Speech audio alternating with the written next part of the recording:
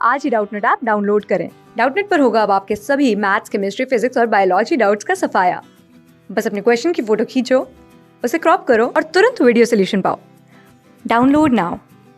Hello everyone, आज पढ़ेंगे हम एक कविता जिसका शीर्षक है खुशबू रचते हैं हाथ।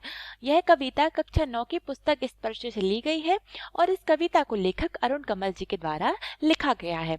और इस अरुण कमल जी का जीवन परिचय हमने इनकी पहली कविता नए इलाके में इनका जीवन परिचय पढ़ लिया है। अब हम इस सबसे पहले खुशबू रचते हैं हाथ कविता का प्रसंग पढ़ेंगे। तो इस कविता में कवि ने अगरबत्ती बनाने वालों के बारे में हमें बताया है कि किस प्रकार से जो अगरबत्ती बनाते हैं वो किस प्रकार से अगरबत्ती का निर्माण करते हैं। इसीलिए उन्होंने कहा है कि खुशबू रचते हैं हाथ। चूंकि हम सभी जानते हैं कि अगरबत्ती में सुगंध होती है, इसीलिए कवि ने इस कविता का शीर्षक रखा है खुशबू रचते हैं हाथ। चलिए अब हम इस कविता को पढ़ते हैं। गलियों के बीच, कई नालों के पार, कूड़े करकट के ढेरों के बाद, बदबू से फटते जाते इस टोले के अंदर, खुशबू रचते हैं हाथ, खुशबू रचते हैं हाथ। अर्थात इस कविता में हमें कवि ने बताया है कि किस प्रकार से कई गलियों के बीच, बहुत सारे नदियों नालों के बीच अगरबत्तियां बनाई जाती हैं। तो लेखक ने बताया है कि वातावरण को महकाने वाली सुगंधित अगरबत्तियां किस प्रकार से गंदी बस्ती में रहने वाले लोगों द्वारा बनाई जाती है।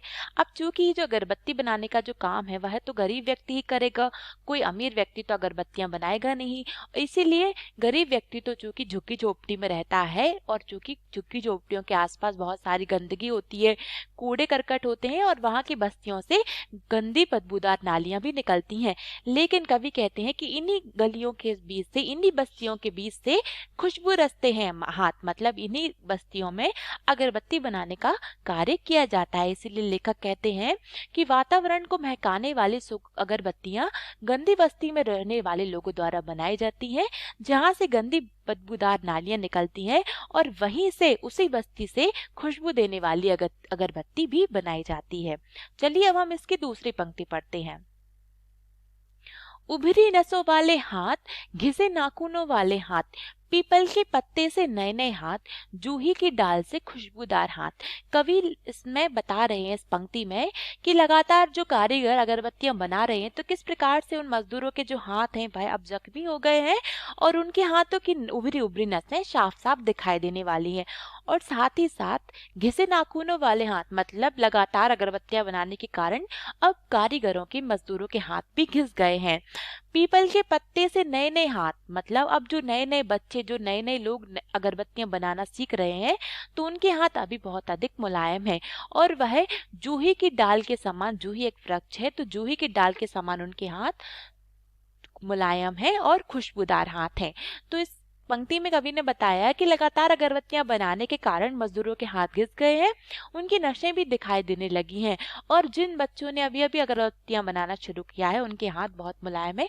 इसीलिए कवि ने हमें बताया है कि भले ही हम वो मोमबत्तियां एक गंदी बस्ती में रहने वाले लोग बनाते हैं जहाँ चारों तरफ गंदगी रहती है, लेकिन फिर भी उन अगरबत्तियों से आज भी सुगंध होती है और आज हमारे भारत के हर घर में उन अगरबत्तियों का प्रयोग किया जाता है। गंदे कटे पिटे हाथ, जख्म से फटे हुए हाथ, खुशबू रचते हैं हाथ, खुशबू रचते हैं हाथ।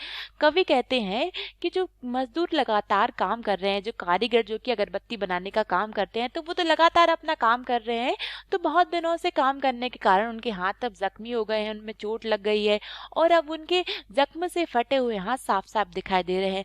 फिर भी इन हाथों से मजदूर लगातार अगरबत्तियां बना रहे हैं और हमारे पूरे वातावरण को सुगंधित कर रहे हैं। चलिए अब हम पढ़ते हैं इसकी अगली पंक्ति। यही इस गली में बनती हैं मुल्क की मशहूर अगरबत्तियां, इन्हीं गंदे मोहल्लों के गंदे लोग बनाते हैं केवड़ा, गुलाब, खश और रात रानी अगरबत्तियां। दुनिया की सारी गंदगी के बीच दुनिया की सारी खुशबू रचते हैं हाथ, खुशबू रचते हैं हाथ। तो कवि ने इस पंक्ति में हमें बताया है कि यही गंदी बस्तियां अगरबत्तियां बनाती हैं, जहां पर जो कि अब गंदी बस्तियां हैं, झुग्गी झोपड़ियां हैं, वहाँ पे किस प्रकार से कूड़ा करकट रहता है, गंदी नली नाले निकलते हैं। और लेखक कहते हैं कि इन्हीं घरों में, इन्हीं बस्तियों में देश की मशहूर अगरबत्तियां बनाई जाती हैं और इन्हीं गंदे मोहल्लों के गंदे लोग बनाते हैं केवड़ा, गुलाब, खस और रात रानी डालकर, खुशबू डालकर ये सारी अगरबत्तियां बनाती हैं। और ये अगरबत्तियां हमारे भारत के हर एक घर में घर को सुगंधित कर रही हैं। इसीलिए लेखक ने कहा है कि चूंकि हमारे ये भारत, ये जो अगरबत्तियां जो बन रही हैं, इन अगरबत्तियों के माध्यम से ही खुशबू फैलती है। और इसीलिए कवि ने कहा है कि इन अगरबत्तियों को जिन हाथों के द्वारा बनाया गया है, इसीलिए उन्होंने इसका शीर्षक रखा है खुशबू रचते हैं हाथ, खुशबू रचते हैं हाथ। मतलब कि भले ही ये अगरबत्तियां किसी भी जगह बन रही हो, भले ही ये गंदी झुग्गी झोपड़ियों में बन रही हो, लेकिन फिर भी ये अगरबत्तियां सुगंध फैलाती हैं। इसीलिए कवि कहते हैं खुशबू रचते हैं हाथ, खुशबू रचते हैं हाथ। मतलब ये झुग्गी झोपड़ियों में रहने वाले लोग ही खुशबू रचते हैं, महक को फैलाते हैं और इन्हीं के द्वारा अगरबत्तियां बनाई जाती हैं।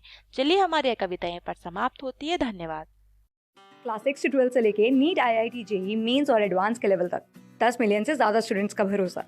आज ही डाउनलोड करें डाउटनेट ऐप या व्हाट्सएप कीजिए अपने डाउट्स 8400 400 400 पर।